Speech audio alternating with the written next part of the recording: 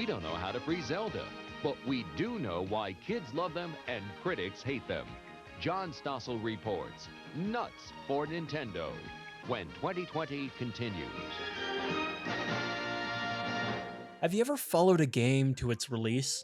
I'm not talking about reading a few articles from IGN here and there to stay, somewhat updated on a game. I'm talking about getting into the real nitty-gritty of it. Following frequent discussion, concocting theories, and staying up to date on every detail before release. This has become a somewhat common practice with the age of the internet and the rise of community that comes with it, allowing people to share these special moments of excitement. This is typically called the hype cycle. So, with that said, what exactly is a hype cycle? Alright, I'm gonna pick your brain here for a second. A hype cycle can be defined as the life cycle changes a technology goes through from the initial development to its commercial availability and adoption, as well as the eventual decline and obsolescence. Well, according to the Gartner hype cycle. This is presented by a graph that displays 5 phases of this cycle: technology trigger, peak of inflated expectations, trough of disillusionment, damn, that's hard as hell, slope of enlightenment, and finally, plateau of productivity. I won't dive too much into this, but to put it in simple terms, phase 1 is the introduction of technology or proof of concept. Phase 2 involves the explosion of media attention, setting unrealistic expectations and excitement. Phase 3 is when the excitement dies down a little bit and leads to the public questioning the viability of said technology. Phase 4 brings more realistic expectations and knowledge about its capabilities. And Part 5 is basically when people learn so much about what this thing is and are confident knowing how they can use it effectively. This mostly applies to business and predicting public trends, but I'm a brown-haired white guy with glasses that likes Nintendo, so let's talk about video games instead. While video games would technically be considered technology in this graph's context, it works in a slightly different way solely due to how the gaming space is at the moment. Video games have long since evolved from the drip feed of information given by magazine articles. We can't all be perfect. Rather than relying on small blurbs typed out by gaming journalists for new information, we now have multiple major showcase events held exclusively for this medium. These events are tailor-made for consumer experience because they know how to use hype to the company's advantage. This practice became extremely common with the introduction of something that I'm sure you all know about by now, E3.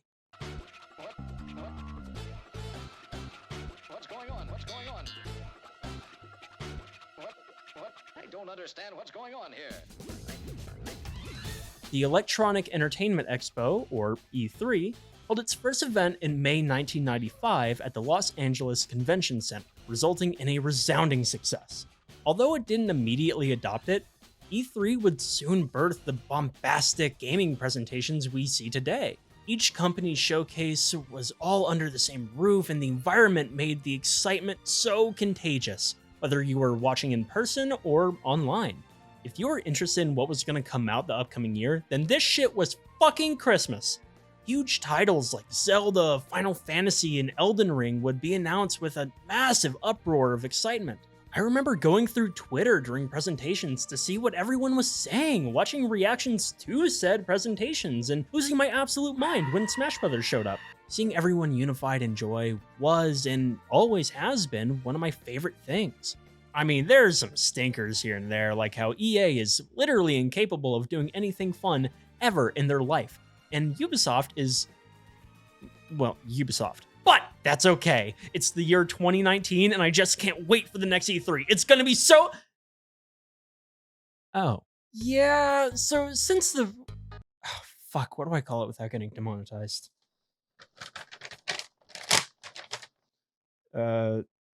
Spread? E3 has been canceled indefinitely with no sign of it returning. Well, at least to what it once was. Now we have multiple showcases produced by each company spread throughout the year rather than the major info dump that E3 brought, which is a bit divisive. Should we have one giant event of news over the course of 3 days that's fairly consistent every year, or is it better to have small bursts of gaming news throughout the year with inconsistent quality? There's plenty of pros and cons to either side, which can make it a bit difficult to draw a sound conclusion. While I more so side with the latter, I'm very much used to this news cycle due to younger me solely focusing on a specific company. Jesus Christ. Nintendo was founded in 1889 by blah blah blah blah blah. All you need to know is that Nintendo's E3 presentations before 2013 have mostly been abysmal, and anyone who says otherwise is lying to themselves. No, I will not be taking criticism. Nintendo knew that live E3 showcases were not their strong suit, so they needed to change something. Nintendo Directs initially debuted in 2011 with, mixed reviews. It's the Thriller song that you know and love, featuring DreamWorks Animation's Shrek characters. We just know what we want. Once E3 2013 came around, Nintendo announced that they would not be doing the traditional live presentation, but instead utilized the Direct brand by live streaming a pre-recorded showcase while still holding a booth for attendees to visit and test upcoming games. This was a very controversial decision, making several people think this would be the downfall of Nintendo. Yeah, we've been predicting that for like the past, 15 years? And look where we are now. Just look at that thing. Yeah, right, this will never work. This has been a tradition for so long, how could they have the foresight to... I don't get you. Yeah, while other companies eventually jumped on the digital presentation, Nintendo built the damn thing. This shift proved to be profitable to Nintendo and showed just how awkward and dated the old format was. No more technical difficulties, stuttering, and awkward pauses for applause that just didn't work. It was polished, informative, wastes no time, sometimes, and does such a better job at generating hype for each game presented. There's that dirty little word again that I keep dangling in front of you, but just trust me, I'm going somewhere with this. Over roughly 6 years, the live presentations would become obsolete, with E3 being dead in the ground. The big three all adopted the Direct format, and 2019 was the beginning of this format becoming the industry standard. This pretty much spelled out the end of live presentations and further proved that digital events were the definitive way to present gaming. God, I need a drink. Okay, so we're backpedaling a little bit here. As you may know, Jeff Keighley is the host of the VGAs, or Video Game Awards, if you're a normal person. But with the rise of... he decided to create Summer Game Fest, which initially started as a pseudo-live event, having a stage rented out to present announcements live as if there were an audience, but is actually just a live stream and nothing more. This was very popular with late night talk shows and game shows like Jimmy Fallon, America's Got Talent, and everyone's favorite commercial failure, Pepsi's Cherries Wild. I learned about this show, and now you do too. Welcome to my favorite corporate hell. Anyway, Summer Game Fest eventually evolved to be the full-blown stage presentation it wanted to be, essentially acting as E3's replacement. Okay, so, God. So now we have multiple digital presentations from each company throughout the year that occur around every quarter, but no live event like E3, but something that's similar that's not dedicated to any specific company, but is instead a hodgepodge of random games ranging from indie to AAA studios, and has no in-person booths for people to try what's coming out because a digital store expedites that process. But there are separate events like PAX West, PAX East, and PAX Unplugged that existed while E3 was still a thing, and do have demos of upcoming games, but also sometimes announces upcoming games, just like all these other events that we talked about. And see how complicated this is? Why do I do this? So, video games can be hard to keep track of, especially with how many events there are. This completely disregards rumors, leaks, and other speculation, which we'll get to in about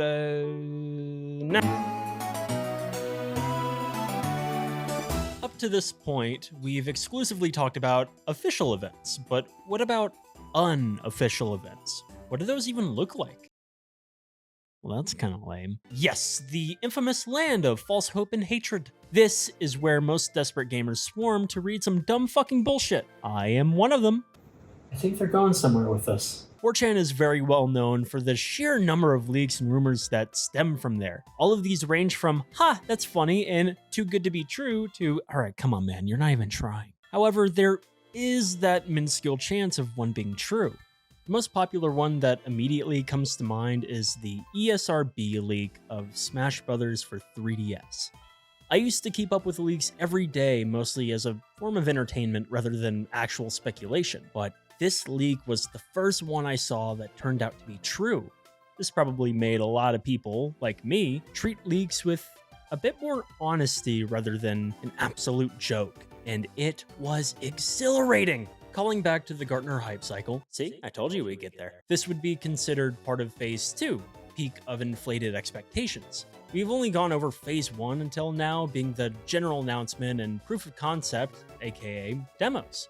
But now is where we get into the really exciting part. Sure, leaks have come prior to the announcement phase, but the fun part of leaks comes from the discussion they create after the fact. But how is that possible? How is the hype cycle more fun than the actual announcement of a new game? Well, unlike announcement speculation, it's so fun to be wrong. Talking about that game that's coming out comes with it new ideas and fun hypotheticals. What's this game's new gimmick? Are there going to be any unlockables? What quality of life improvements will they add? Will this be better than the last entry? Will I actually complete this game? No. Speculating a game's content is some of the most fun you can have with the lead up of something new, but that can come at a cost if you're not careful. If you have related to this speculation process so far, I'm sure you are aware of this image of Rob saying hype responsibly. This image was heavily pushed by Source Gaming during Smash Ultimate days of speculation. The message implies the danger of overhyping a game and being left disappointed by its release due to it not following your specific expectations. This act of overhyping can lead to severe disappointment and unfair evaluation of a game's quality. You can clearly see how this directly correlates to Phase 2 of the Gartner model. There's not too much else to say about this phase, so let's move on to... After all the speculation, after all the credible leaks and research on how the company has handled this kind of news in the past, it's finally time for a new trailer to confirm all of it. Oh my god, I can't wait! I need to dress up properly for this. It's such an important event. It's practically my wedding. Let's see it all play out exactly how I always imagined it. Yeah, remember what I said about hype responsibly? Well, this is the harsh conclusion that usually comes to be. It's very easy to just say, oh, well, this is your fault for not tempering your expectations, which is quite valid, but come on. You know how easy it is to be swept up by excitement, especially when the community heightens it exponentially. This is the point where most people sit down and reevaluate their expectations, usually to an unfair degree. I can't believe they didn't put Daisy in this game. I'm canceling all 5 of my pre-orders. People tend to overcorrect their expectations when a trailer or other news doesn't really match what they expected. This is when the community starts to argue and become more cynical. Twitter goes nuclear, Reddit becomes more annoying, and everyone is generally in a bad mood. Even if you liked what was shown, there's always like 10 weirdos that tell you that you're actually wrong, stupid, and deserve to... I'm not going to finish that statement. There's honestly not much to go over when it... Stop! There's honestly not much to go over when it comes to the last 3 phases in respect to video games, so I'll run through it somewhat quickly. Phase 4 and 5 are pretty self-explanatory regarding the video game hype cycle. People eventually get over their disappointment, they only cancel 2 of their pre-orders, and everyone is perfectly fine with the release. You thought I wouldn't go over it, did you?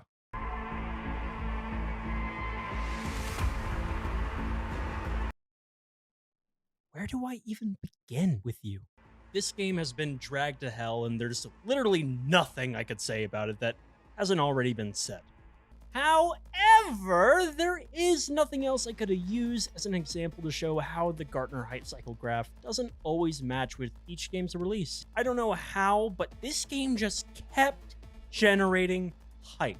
I cannot, for the life of me, fathom how a game that was announced in 2012, had a teaser in 2013, gave zero information to the public for 5 years, then proceeded to not give us real gameplay in any trailer over the course of 3 years, can generate so much hype with no stopping in sight. There's an entire thread of everything that CD Projekt Red promised for the game that was obviously missing from its release. I'll share that in the description if you want to check it out, since there's no way I can cover it all here. Yeah, you really think the police interactions would be this advanced? Rockstar can't even figure out how to not make their wanted system go off when I hit someone in the middle of bumfuck nowhere. Just absolutely riddled with bugs, glitches, and overwhelming disappointment. I have never, ever seen a hype cycle like this. I wasn't really around during the Duke Nukem Forever days, but I think it's fair to say that lightning struck twice here. At least CDPR issued multiple updates and even an upcoming DLC to fix problems and flesh out certain fields. But after the bombshell of its release, yeah, it was too far gone. I know this is an extreme case and can be considered an outlier according to the graph. However, this is quite a bit more common than you'd think. Obviously, this is to a much lesser extent, but look at Death Stranding, which came out extremely divisive. Shenmue 3, which had a whole ass Kickstarter campaign only to release like shit. Don't even get me started on Mighty Number 9 or Spore. Fucking Spore! I haven't even mentioned Daikatana, Watch Dogs, No Man's Sky. You get the idea. I do want to stress how these situations are not very common, but occur much more frequently to not just simply be considered an outlier. People have vastly different tastes when it comes to games as well. Like, I adore Breath of the Wild, but I know people who felt it was very disappointing and preferred the more traditional Zelda experience. They're not invited to my wedding. Even games within the same series can be quite divisive among the community. Trust me, I'm a Pokemon fan. If there's anything we hate, it's our own game. I'll get to you later. All of this is basically to show how widely diverse this hype cycle can be from person to person, while also displaying similarities on a macro level. Now, with everything said, that finally brings us to... Stop cutting me off! While the Gartner hype cycle graph is a pretty great way to map out and define how this phenomenon works, video games just have too many factors to them to be applied as a one-size-fits-all deal. There's a lot more that goes into a game's release because people don't know what to expect but still hold hope on what it could be. If I were to rework this graph to better accommodate video games as a medium, it would include a phase that comes prior to Phase 1. I guess this would be considered Phase 0, titled Anticipation Blindness. This phase wouldn't be too different from the mechanics of Phase 2, and instead work as a companion to said phase, sandwiching Phase 1's unveiling. This Phase 0 isn't exactly necessary, but prevents Phase 1's oversimplification of hype generated and shows much more defined progression of that hype. There are obvious stretches that need to be made in the later phases to perfectly match how the cycle functions in a medium so vast. Many games break from that neat form Gartner gives us and become overly complicated to account for when making an umbrella statement like that. There are too many outlets to get this information, leaks and rumors are guaranteed to occur, and the way we receive news for these silly little discs is ever changing. Paper Mario the Origami King was announced via a tweet, and I'm still recovering from that idea. This is a special time to love video games. Being there for a game's announcement and following it all the way up to its release is a magical feeling. That feeling of excitement between is what keeps people watching Nintendo Directs, PlayStation Presents, and Summer Game Fest. It's a moment where you feel part of a community with no prior engagement needed, and that is so hard to do. It's not like you'll be immediately recognized and asked how your wedding went. We had a few seats missing. But it's extremely easy to jump into a discussion, feel listened to, then realize you've been on Reddit for 3 hours and detox. But this experience truly only happens once. A huge inspiration for this video was The Psychology of Hype by Daryl Talks Games, which is genuinely fantastic, and I greatly encourage you to check it out. He's awesome, I love the guy, I've been watching his videos a ton. Please watch him. He ends the video off talking about Tears of the Kingdom with a statement that really stuck with me. You can always replay Zelda, but you only get one chance to wait for it. This quote is the perfect way to describe the appeal of keeping up with the game and interacting with its news cycle. I personally feel waiting for the game is honestly half the fun, and I'll stand by that. Yeah, the release is ultimately what we're looking forward to, but I encourage you to ask someone about what game they remember the announcement of. Chances are they're mostly going to talk about what they felt up to its release. A lot of us don't realize how the quality of a game can really shift in our minds depending on how strongly we feel about it. Those strong feelings, whether good or bad, are greatly contributed by how the hype cycle has affected you. Our emotions ultimately drive us in everything, even if it's something as small as how you view a video game. But that should never be taken lightly, because at the end of the day, it's our profound love for these games that keeps us coming back for more. Thanks for watching.